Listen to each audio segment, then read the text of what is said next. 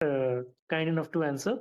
So the first one is during today's market session, we were having around 20 minutes of high resistance liquidity run. So my question is, how do we anticipate this beforehand, or how do we know that okay, this high resistance run would last around this much time, or is there a way to anticipate these kind of high resistance runs in the Yes. marketplace?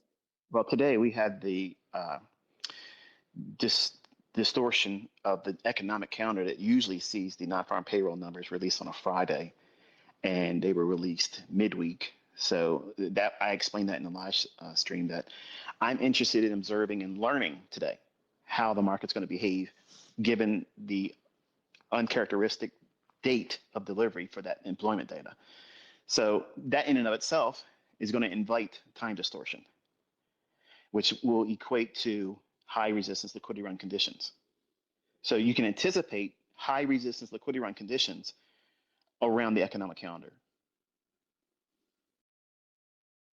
Thank you so much, Michael. And I have another question which is not related to today's training, but is a technical question. So there are times where we see relative equal lows. So market makes one low, second low that is relatively equal, and we anticipate third time that market would run through that lows, but it takes three times, four times, or five times. Those lows are not taken away and are left for another time, and it would be days or even weeks after the market would take away those lows or highs. uh, wanted to ask the question that is there any way to anticipate that these relative equal lows would not be run? Or by the way, I have made a habit to take a partial before those lows are ran away. So there is I am getting out of that trade profitably, even even in the conditions that those relative equal lows are not run. And I wanted to add something to the topic that Michael was Can I answer your question you talking just about posed earlier. before you do something else? I want to make sure I can answer your question because if I have an answer in mind and I'm going to listen to something else you're going to add on to, I may lose that that spice that I have right when I want to deliver it to you. So you asked the question about how do we know the markets are not going to take these lows out? Why would they hold them for a later time? I'm going to assume that you're referring to most recent price action. And if you look at the daily chart on NASDAQ, they're holding this, they're holding the indices in a very large holding pattern. Something really big is coming this year. And once it unravels, we're going to have really, really nice, like today's price action, it's going to be like the steady diet. And then we'll go back to maybe one or two seek and destroy days a month, and then one or two consolidation days. But the rest of it will be just easy runs, open lanes of traffic, and it's going to be fun. It's going to be easy. Okay. But we have to weather that. When the markets are being held in large consolidations because of the holiday season, see, you're feeling what I've always taught around the holiday sessions. You're looking at holiday volume type of events. Does the market move around? Sure. Can I get in there and can my students get in there and trade? Sure. But if you're demanding today's level of finally releasing and having really nice clean price action, it's going to frustrate you.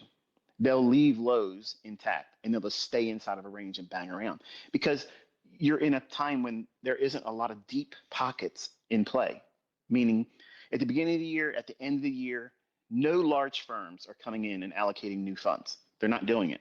They want to get the tone of the marketplace, which is why I always stay out to the first Tuesday of February. First Tuesday of February, then I come back. Okay. And it just so happens that here we are yesterday. It had a little bit of movement, but it wasn't as nice as today. But this is about right. We're seeing that same return back to clean price delivery. So, to answer your question, to the point, around holiday seasons, you're going to see those types of things where relative equal highs and lows, they don't get ran through. But they will offer, if you're astute enough, if you're trading them, and that's the draw on liquidity, take something off. If you're going to trade in holiday volume, or if you're going to trade in January, I got a lot of testimonies from people in the last couple of weeks saying, you know what, I'm going to start doing what you do.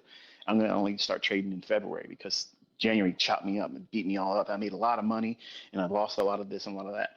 That's why I went through the same stuff, folks. I'm preaching what I endured myself.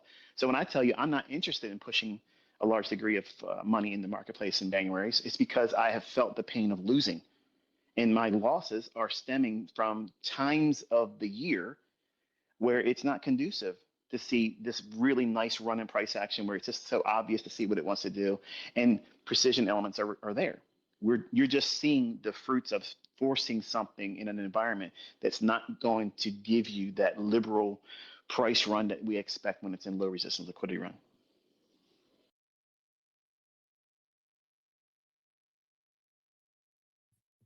Wonderful, wonderful, wonderful. New faces, new people